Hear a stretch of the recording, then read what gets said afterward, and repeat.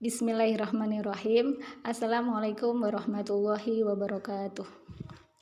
Alhamdulillahilladzi ya'lamu ma yaliju fil ardi wa ma yakhruju minha wa ma yanzilu minas sama'i wa ma ya'ruju fiha. Raditu billahi rabba wa bil islami dina wa bi Muhammadin nabiyya wa rasulah. Allahumma sholli wa sallim wa barik ala nabiyina Muhammad wa ala alihi wa ashabihi ajma'in. Qala Allahu ta'ala fil Qur'anil Karim, a'udzu billahi minasyaitonir rajim. Bismillahirrahmanirrahim. Laqad khalaqnal insana fi ahsani taqwim. Shadaqallahul azim. Alhamdulillah, segala puji bagi Allah Subhanahu wa Ta'ala. Bagaimana kabar teman-teman semuanya hari ini? Hari Jumat pekan yang pertama di bulan Dzulqa'dah 1446 Hijriah. Alhamdulillah ya teman-teman, kita oleh Allah disampaikan kepada bulan haram, bulan Dzulqa'dah. Nanti sampai bulan Muharram ya. Dzulqa'dah, Dzulhijjah, Muharram itu adalah bulan-bulan haram, bulan-bulan yang disucikan, yang dimuliakan kayak gitu. Semoga kita oleh Allah diberikan taufik, kemudahan untuk kemudian melakukan amal-amal kebajikan dan menjauhi amal-amal yang itu dilarang oleh Allah Subhanahu wa Ta'ala. Amin ya robbal alamin. Teman-teman rahimakumullah, semoga semuanya sehat ya. Hari ini kita bahasanya di pekan pertama di tiap bulannya, insya Allah kayak gitu ya. Sebagaimana di slide yang siang tadi saya bagikan, kita bahasanya adalah sehat dengan Al-Quran dan Al-Hadis. Masya Allah. Jadi tema ini saya materi ini ya kayak gitu ya. Nanti materinya sehat dengan Al-Quran dan Al-Hadis ini saya pilih. Ya memang kita harus selalu sehat teman-teman kayak gitu ya. Jadi sehat tanpa sehat itu kita kalau raga lagi sakit mau beraktivitas terhalang nih kayak gitu ya.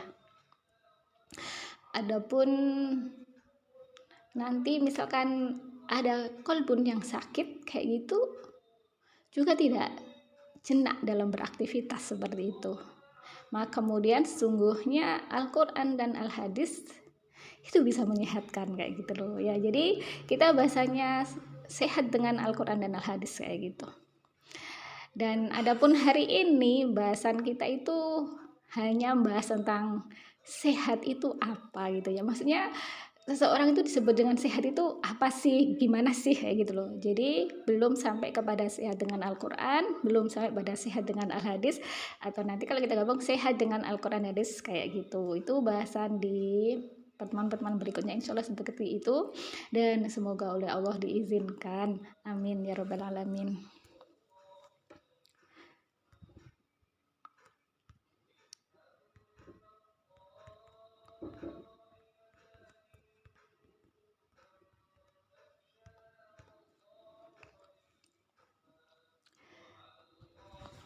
Teman-teman rahimakumullah ya, kita ke pengertian sehat secara bahasa ini saya ambil dulu dari KBBI. Jadi saya cek-cek di KBBI kayak gitu ya. Sehat, kata sehat itu memiliki banyak sekali definisi. Nanti teman-teman bisa buka KBBI online ya. Sekarang kan bisa diakses di mana-mana itu. Di situ dijelaskan sehat itu baik seluruh badan serta bagian-bagiannya kayak gitu. Jadi baik seluruh badan serta bagian-bagiannya, berarti dalam makna baik seluruh fungsi organ fisiknya kayak gitu. Itu disebut dengan sehat. Kemudian didefinisikan juga sehat itu baik dan normal tentang pikirannya kayak gitu. Jadi pikirannya itu baik dan normal, berarti bisa berfungsi akalnya, dalam artian tidak dalam kondisi hilang akalnya kayak gitu ya. Itu juga disebut sehat. Terus kemudian ada juga disebut dengan sehat itu berjalan dengan baik. Ini tentang keadaan keuangan, ekonomi dan lain-lain sebagainya. Itu berarti sehat dalam di luar konteks sosok manusia kayak gitu. Dan masih ada lagi beberapa arti lain di KBBI itu disebutkan beberapa kayak gitu.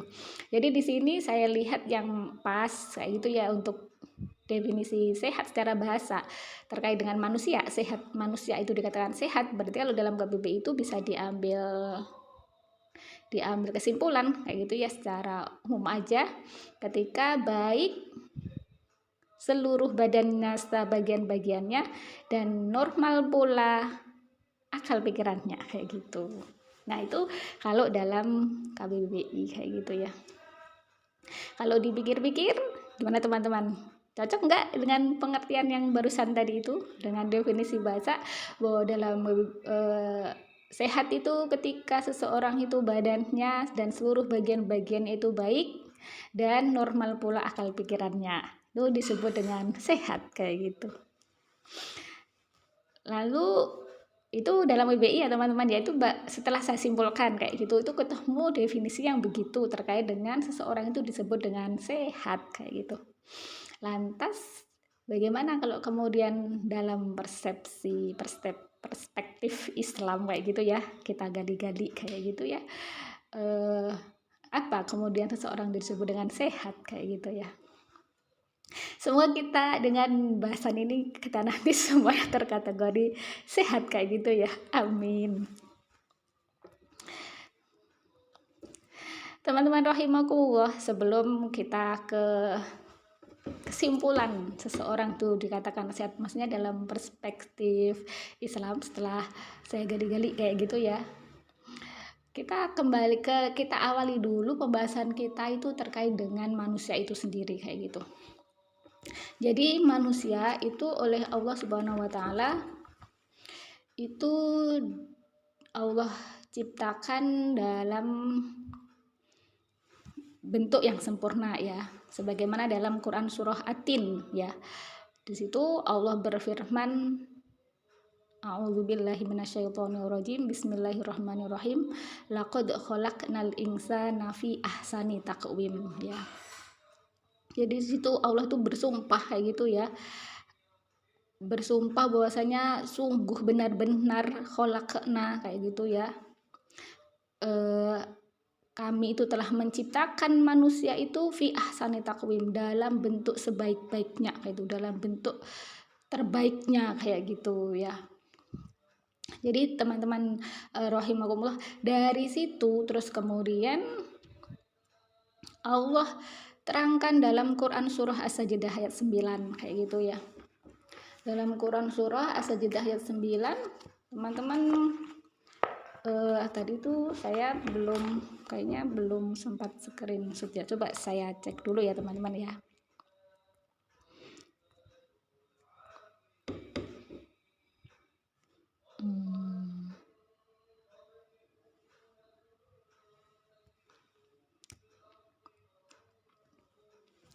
Nah, itu teman-teman. Dalam Quran surah As-Sajdah ayat 9, Allah Subhanahu wa taala telah berfirman, A'udzubillahi minasyaitonirrajim, Bismillahirrahmanirrahim. Tsumma sawwahu wa nafakha fihi mir ruhihi wa ja'ala lakumus sam'a wal absara wal af'idah qalilan ma tashkurun. Shadaqallahul azim. Artinya ya, kemudian dia Allah menyempurnakannya wa nafakho ya, dan meniupkan fihi ke dalam tubuh manusia tadi itu mirruhi, dari ruh ciptaannya kayak gitu. Wa ja'ala lakumus sam'a, dan dia Allah ja'ala menjadikan lakum bagi kalian itu pendengaran sam'a, wal absara dan penglihatan, wal afidah dan hati kayak gitu. Qalilan ma tashkurun, tetapi sedikit sekali kamu bersyukur. Dari Quran surah At-Tin ayat 4 sama As-Sajdah ayat 9 ini, kalau kita gabungkan berarti Allah itu telah menyusun, membentuk manusia dalam bentuk sebaik-baiknya, dan Allah dalam tubuh tadi itu, dalam raga tadi itu, Allah tiupkan ruh ciptaannya yang menjadikan manusia itu hidup. Makanya kalau kita tahu siapa sih orang mati itu? Orang yang ruhnya dicabut, nyawanya dicabut, maka dia mati. Tinggal jasadnya saja kayak gitu. Jadi ruh itu menjadikan nyawa ya, dalam artian nyawa itu menjadikan manusia hidup. Nanti kalau teman-teman ingin baca terkait dengan ruh bisa buka di blog saya juga ya, di menggoreskanide.blogspot.com. Itu saya sudah menulis terkait dengan ruh kayak gitu ya. Itu ruh tuh rahasianya Allah dan nggak bisa kita mendefinisikan apa itu ruh kecuali apa-apa yang Allah kabarkan di dalam Al-Quran. Di situ ada ruh yang bermakna nyawa sebagaimana dalam Quran surah Sajdah ayat 9 ini, kemudian ruh yang bermakna malaikat Jibril dalam Quran surah An-Nahl ayat 102, atau ruh yang bermakna Al-Quran dalam Quran surah Asy-Syura ayat 52. Nah, nanti teman-teman bisa baca tulisan itu di blog saya kayak gitu ya. Nah, jadi balik lagi kita ke bahasan manusia tadi itu ya. Jadi manusia itu terdiri dari unsur jasad ya, kemudian ruh yang ditiupkan oleh Allah ke dalam tubuh tadi itu sehingga dia hidup. Terus kemudian Allah beri dia pendengaran. Ya tadi kan jasad itu akan ada panca indera, kita mengenal panca indera, ada penglihatan, pendengaran, kemudian pengecap, rasa kayak gitu ya. Penglihatan seperti itu ya, dan kemudian juga ada hati. Jadi ada kekhususan dari organ hati ini disebut tersendiri. Kalau padahal kita tahu di dalam tubuh kita kan ada organ, ada ginjal, ada paru-paru ya. Tapi kemudian hati ini khusus disebutkan di situ, itu ya oleh Allah Subhanahu wa taala. Nah, jadi teman-teman, saya dari ayat sajadah ini dan atin tadi itu kita memiliki gambaran jelas bahwasanya Allah sudah menerangkan kalau manusia itu terdiri dari unsur-unsur itu kayak gitu ya. Ada unsur raga, ada unsur nyawa, ruh ya, terus kemudian ada hati kayak gitu. Nah, terus kemudian nanti kalau kita kaitkan di ayat yang lain, ternyata manusia itu juga dikaruniai akal kayak gitu. Maka Allah itu sering menyebut dalam Al-Quran itu dalam ayatnya itu adalah ulul albab, pemilik akal kayak gitu. Ada sebut akal yang sehat kayak gitu. Nah, dari itu semua maka kita kemudian bahas satu-satu ya teman-teman ya. Ternyata manusia dikasih ruh, ada ruh, ada badan, ada akal, ada hati kayak gitu.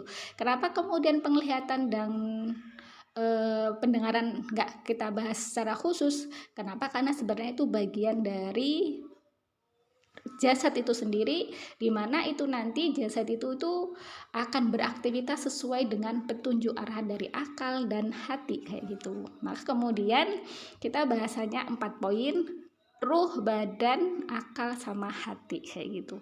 Nah, bagaimana 4 komponen ini itu kemudian bisa kemudian disebut seorang itu menjadi sehat. Nah, itu kita bahas satu-satu kayak gitu.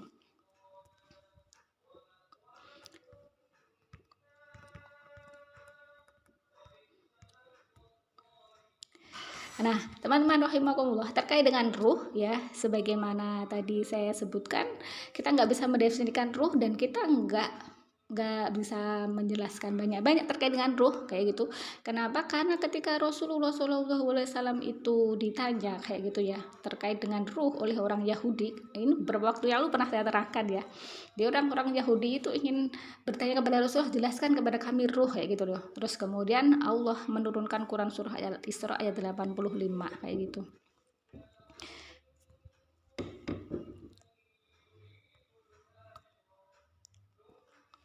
Allah menurunkan Quran surah Al-Isra 85 itu untuk kemudian diberikan ya, disampaikan jawaban itu kepada orang-orang Yahudi yang bertanya terkait dengan ruh kayak gitu. Bagaimana bunyi Quran surah Al-Isra ayat 85? Jadi Allah berfirman, A'udzubillahi minasyaitonirrajim, Bismillahirrahmanirrahim.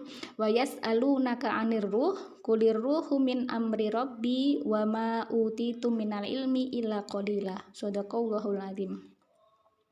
Artinya, wa yas'alunaka, dan mereka bertanya kepadamu, maksudnya bertanya kepada Nabi Muhammad, berdasarkan sebab nuzul ayat ini yang berarti yang bertanya pada itu adalah orang-orang Yahudi kayak gitu, anir ruh, tentang ruh kayak gitu, kulir ruhu, kul katakanlah ruh itu min amri ya, min termasuk amri urusan Rabbi Tuhanku, maksudnya itu Allah Subhanahu wa taala. Wama, dan tidaklah utitum kalian itu diberi minal ilmi, dari ilmu atau pengetahuan tentang ruh itu illa qalilah, kecuali sedikit kayak gitu. Jadi Rasulullah aja diberi petunjuk oleh Allah untuk menjawab seperti itu ketika ada orang yang bertanya tentang ruh kayak gitu ya. Jadi maka kemudian di sini saya nggak bahas sehatnya ruh itu seperti apa, saya nggak berani menyampaikan seperti itu. Yang jelas ketika manusia itu diciptakan oleh Allah, Allah tiupkan ruh ke dalam diri tubuh manusia itu supaya dia itu hidup. Karena tanpa ruh, nyawa, maka manusia mati kayak gitu ya.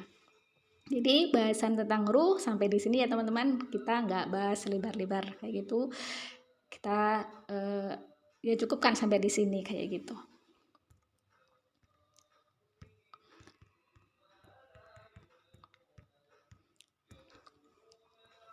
Nah teman-teman, kemudian berikutnya badan. Nah badan ini atau raga atau fisik kayak gitu ya.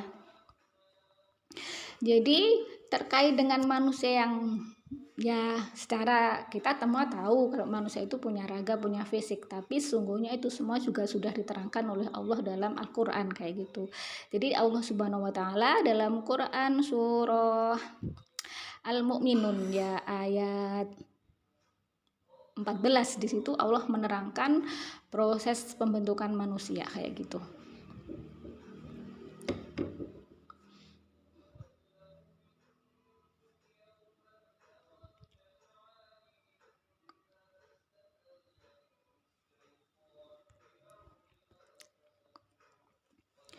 Jadi Allah Subhanahu wa taala dalam Quran surah Al-Mu'minun ayat 14 itu menerangkan teman-teman ya, proses dari pembentukan jasadnya manusia ya. Saya bacakan artinya aja ya. Kayak gitu biar agak memepetkan waktu kayak gitu. Di situ Allah berfirman, kemudian ya, air mani itu kami jadikan sesuatu yang melekat. Jadi ini proses penciptaan manusia kayak gitu ya. Jadi manusia setelah Nabi Adam loh ya, setelah Nabi Adam dan Hawa itu dari air mani kayak gitu ya. Lalu sesuatu yang melekat itu kami jadikan segumpal daging ya. Mudghah kayak gitu ya. Kemudian segumpal daging itu kami jadikan tulang belulang kayak itu. Lalu tulang belulang itu kami bungkus dengan daging ya, lahma ya. Lalu kemudian kami menjadikannya makhluk yang berbentuk manusia kayak gitu ya, berbentuk lain. Fatabarakallahu, maha suci Allah, ahsanul khaliqin ya, pencipta yang paling baik ya, ahsanul khaliqin, pencipta yang terbaik. Jadi di situ di ayat ini jelas sekali bahwasanya manusia itu memiliki badan, memiliki raga. Prosesnya diterangkan oleh Allah salah satunya dalam Quran surah Al-Mu'minun ayat 14 ini kayak gitu. Jadi tulang belulang kemudian dibungkus dengan daging dan kemudian di dalamnya diberi organ-organ yang lainnya kayak gitu ya. Ya terus kemudian ya itu kalau kita mau bahas terkait dengan keajaiban penciptaan manusia itu bahasan sendiri nanti ya. Dan Masya Allah kita kalau mau berpikir dalam diri kita memang ya kita itu Masya Allah gitu ya. Wis pokoknya Allah maha kuasa subhanallah, Allah Subhanahu wa taala. Kita itu akan Masya Allah ya, kita itu sangat ya Allah, kita itu makhluk yang benar-benar Allah sudah mengatur semua dalam diri kita, yang kita itu istilahnya cuma tinggal suruh makan, ngasih gizi gitu ya, terus kemudian menjaga, merawat kayak gitu ya. Allah udah ngatur sistem dalam tubuh kita, itu Allah yang mengatur sistemnya kayak gitu loh. Cuma kadang-kadang sistem itu sistem fungsi dari tubuh itu bisa mengalami suatu masalah, penyakit dan sebagainya. Itu bisa karena kesalahan manusia sendiri, bisa juga karena faktor ujian yang Allah berikan seperti itu ya. Jadi dari sini ya teman-teman ya. Nah kemudian badan yang sehat itu apa? Ya badan yang sehat atau raga yang sehat itu apa? Yang berfungsi semua organ-organ tubuhnya tadi itu dan tidak ada keluhan. Jadi kalau teman-teman punya keluhan misalkan keju-keju atau kemudian ada luka-luka masih mengeluhkan kayak gitu ya pada fisik, berarti itu ada sakit dalam badannya kayak gitu ya. Jadi sehatnya badan ketika semuanya berfungsi normal dan tidak ada keluhan kayak gitu. Jadi kita sampai pada kesimpulan terkait dengan sehatnya badan itu adalah ketika seluruh organ dalam tubuh dan bagian-bagiannya ini bisa berfungsi normal dan tidak ada keluhan, maka sehat statusnya kayak gitu. Nah, untuk sehat badan saya cukupkan sampai di sini.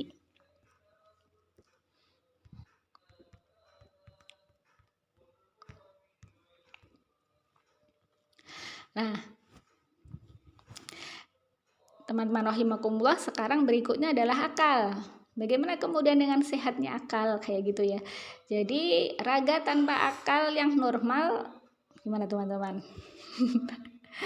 Artinya dicabut fungsi akalnya ya, fungsi berpikirnya akal, maka dia disebut dengan gila kayak gitu ya. Nanti beda juga gila ini dengan amnesia. Kalau amnesia kan dia hilang ingatan ya, tapi akalnya bisa berfungsi, raganya bisa berfungsi seperti itu. Cuman ada sebagian yang Allah lupakan atas perkara-perkara yang sebelumnya kayak gitu. Tapi kalau gila, akalnya udah nggak berfungsi, dicabut oleh Allah potensi berpikir dari akal kayak gitu. Hanya raganya yang bergerak, yang kemudian ketika akal ini pun dicabut oleh Allah fungsinya kayak gitu ya, maka hatinya pun orang-orang yang gila itu dia nggak merasa apa-apa kayak gitu. Makanya dia nggak merasa malu ketika misalkan nggak pakai baju, dia nggak malu ketika badannya kotor, bau, rambutnya acak-acakan, berjalan di jalan, ngomong sendiri di jalan, dia nggak merasa malu. Kenapa? Karena fungsi akalnya dicabut oleh Allah dan fungsi hati yang juga bisa berpikir itu pun juga dicabut potensinya oleh Allah kayak gitu loh. Makanya kemudian orang-orang yang gila ini dilepaskan dari hisab kayak gitu ya. Maksudnya meskipun dia melakukan bermaksiat, misalkan buka aurat di jalan itu nggak pakai baju seperti itu, Allah tidak menghisapnya dia karena hilang akal dia kayak gitu ya. Allah cabut kayak gitu, maka Allah pun tidak memperhitungkan kemaksiatan atau kejahatan yang dia lakukan kayak gitu ya. Tapi kita semua berlindung ya, jangan-jangan wah enak gitu ya, nggak diperhitungkan oleh Allah. Jangan seperti itu teman-teman ya, tetap orang yang sehat memilih sehat kayak gitu ya, tidak dalam posisi gila kayak gitu ya. Jadi sehatnya akal itu salah satunya nanti bisa dilihat dalam Quran surah Ali Imran ayat 190 sampai 191.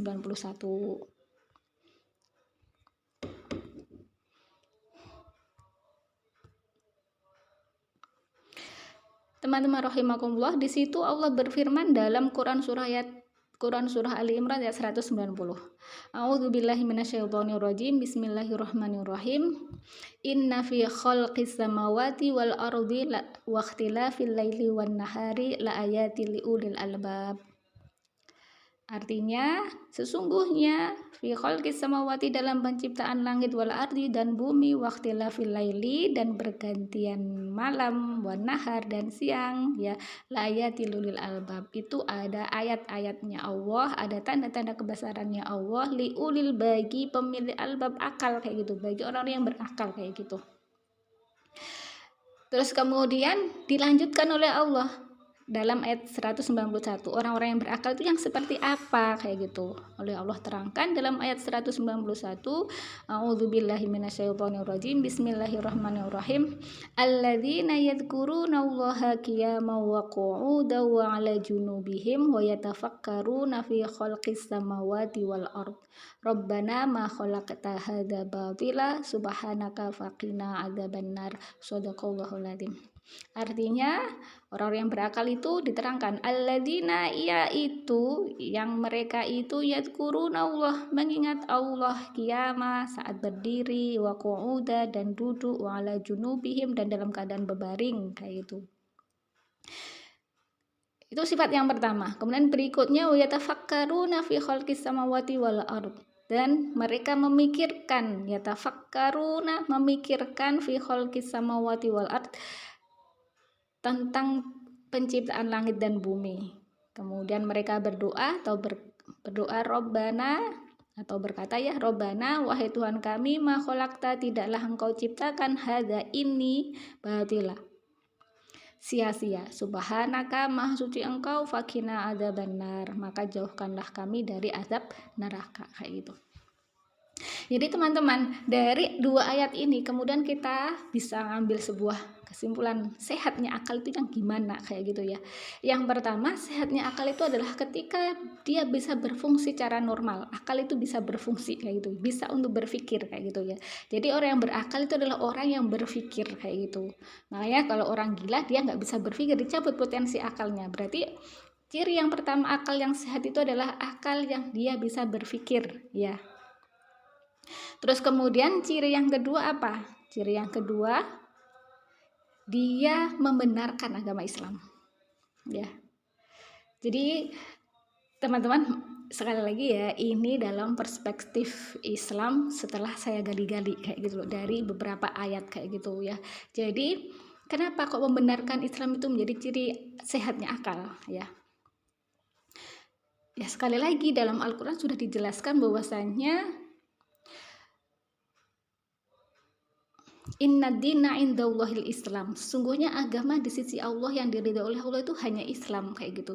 Ketika akal seorang ya, Allah yang menciptakan manusia tadi kan sudah dijelaskan bahwasanya Allah yang menciptakan manusia kayak gitu dalam Quran surah Ad-Dzariyat ayat 56. Kemudian diterangkan penciptaannya dalam Quran surah Al-Mu'minun ayat 14 tadi itu. Terus kemudian dia dikaruniai akal, terus kemudian dia nggak sampai pada membenarkan Islam, di mana Islam itu adalah ajaran agama yang menerangkan bahwasanya Tuhan itu adalah Allah.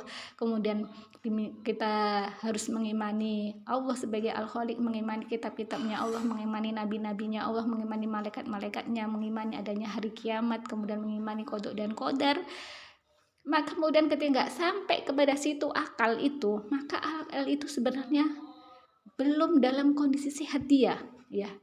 Ketika akal itu sudah sehat, dia akan sampai pada keimanan itu dan dia bisa sampai menemukan Tuhan yang hak itu adalah Allah Subhanahu wa taala. Ya. Jadi itu teman-teman. Nanti ketika akal sudah berislam, sudah membenarkan Islam tapi masih ada keraguan kayak gitu ya. Terhadap misalkan tidak yakin adanya hari kiamat kayak gitu ya. Atau tidak mengimani adanya malaikat. Berarti akalnya belum bisa menjangkau, bisa belum membenarkan kitabnya Allah Al-Quran yang di situ sudah dikabarkan semuanya oleh Allah Subhanahu wa taala kayak gitu. Jadi akal yang sehat ciri berikutnya adalah sampai pada membenarkan Islam secara utuh. 6 rukun iman ya. Itu semuanya diimani kayak gitu ya. Terus kemudian nanti baru melaksanakan hukum-hukum dalam Islam, mulai dari rukun Islam dan lain sebagainya itu ya. Jadi itu ciri akal yang sehat berikutnya kayak gitu, sampai pada Islam, membenarkan Islam dan mengimani keseluruhan rukun iman sampai kepada Allah sebagai Al-Khaliqnya. Berarti akal itu bisa sehat, bisa berpikir secara benar kayak gitu ya, sampai kepada hakikat dia sebagai makhluknya Allah Subhanahu wa taala kayak gitu. Terus kemudian ciri sehatnya akal berikutnya apa? Sebagaimana dalam Quran surah Ali Imran ayat 191 apa? Dia memikirkan penciptaan Allah senantiasa itu ya, sebagaimana Allah sebutkan dalam ayat 191 itu, selalu mengingat Allah sambil berdiri, duduk, berbaring dan memikirkan penciptaannya Allah Subhanahu wa taala. Entah dalam dirinya dia atau ketika dia melihat apa kayak gitu, dia berpikir kayak gitu tentang kekuasaannya Allah, penciptaannya Allah. Sehat akal kayak gitu ya. Terus kemudian ciri akal yang sehat berikutnya apa? Dia menjadikan Al-Quran dan As-Sunnah itu sebagai dasar dia dalam berpikir kayak gitu. Sebagai dasar dia dalam berpikir kayak gitu sehingga bisa menghasilkan perbuatan yang benar. Toh dia pun menjadi apapun dia kayak gitu ya, profesinya apapun dia, ketika dia menjadikan Al-Quran dan Sunnah sebagai dasar dia dalam berpikir, dalam beramaliyah kayak gitu ya, maka ketika dia misalkan menjadi profesi apapun, dia bisa melaksanakan profesi itu di bawah kendali keimanan, ketakwaan dia, sehingga dia bisa menjalankan tugas itu dengan baik, dan amanah-amanah profesi itu malah menjadikan dia semakin bertakwa kepada Allah. Seandainya ini dimiliki oleh seorang presiden, misalkan kayak gitu ya, presidennya menjadikan Al-Quran dan Al-Hadis sebagai dasar pijakannya kayak gitu, maka pasti akan menghasilkan sosok-sosok khalifah sebagaimana Khalifah Umar bin Khattab bisa mensejahterakan seluruh rakyatnya, atau kemudian bisa membawa Islam sampai kepada kemajuannya kayak gitu ya. Demikian pula dengan Khulafaur Rasyidin yang telah telah diteladankan kayak gitu ya, dan sudah tercatat dalam sejarah kayak gitu ya. Jadi itu diantara ciri-ciri akal yang sehat. Nah, bahasan terkait dengan akal sehat sampai di sini ya teman-teman.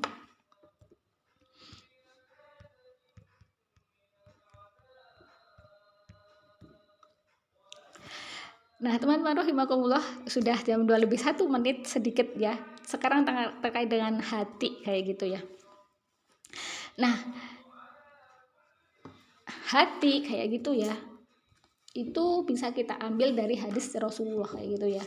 Dalam hadis Arba'in, teman-teman yang punya buku hadis Arba'in bisa dibuka dalam hadis yang urutan ke-6 kayak gitu ya. Jadi di situ kayak gitu ya, Rasulullah SAW bersabda bahwasanya ketahuilah bahwa di dalam jasad itu ada segumpal darah. Di situ mudghah kayak gitu ya. Disebut dengan mudghah.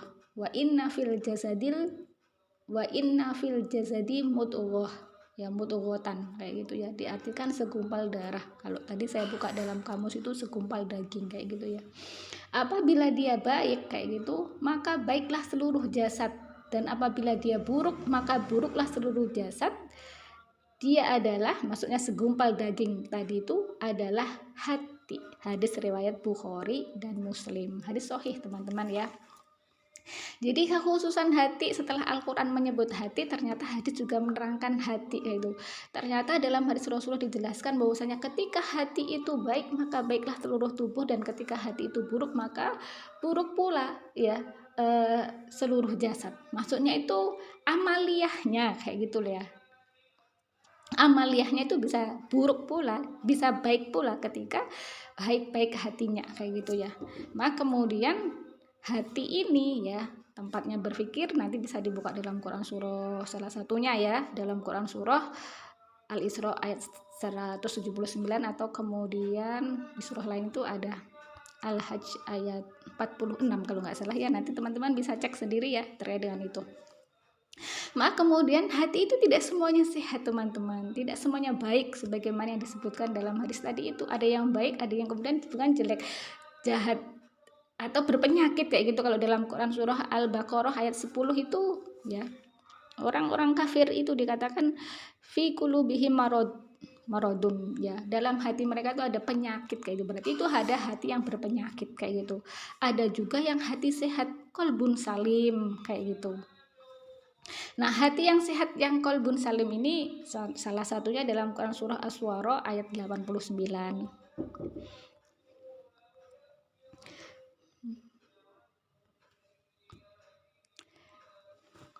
Jadi di situ dalam Quran surah Asy-Syu'ara ayat 89 itu Allah berfirman, A'udzubillahi minasyaitonirrajim, Bismillahirrahmanirrahim, illa man atallaha biqalbin salim. Shadaqallahul adzim.